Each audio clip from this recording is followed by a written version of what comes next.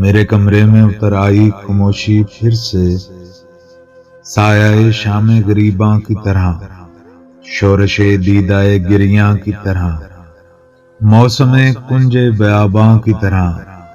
کتنا بے نطق ہے یادوں کا ہجوم، جیسے ہونٹوں کی فضا یک بستہ، جیسے لفظوں کو گہن لگ جائے، جیسے روٹھے ہوئے رستوں کے مسافر چپ چاپ، جیسے مرکز کے سرہانے کوئی خاموش چراغ، جیسے سنسان سے مقتل کی صلیب، جیسے کجلائی ہوئی شب کا نصیب۔ میرے کمرے میں اتر آئی خاموشی پھر سے،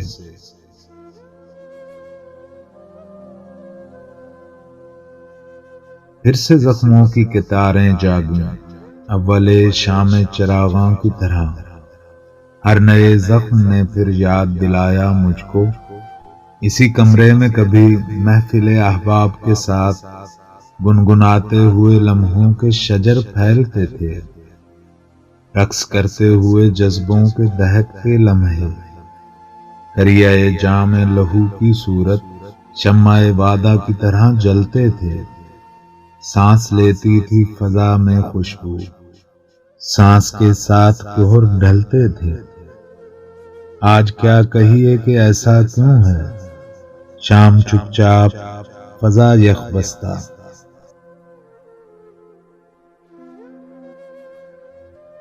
دل میرا دل کے سمندر کی طرح زندہ تھا، تیرے ہوتے ہوئے تنہا کیوں ہے؟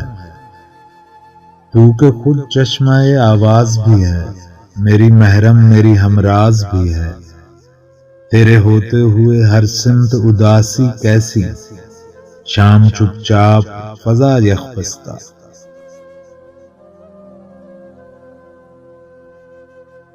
دل کے ہمراہ بدن ٹوٹ رہا ہو جیسے، روح سے رشتہ جان چھوٹ رہا ہو جیسے۔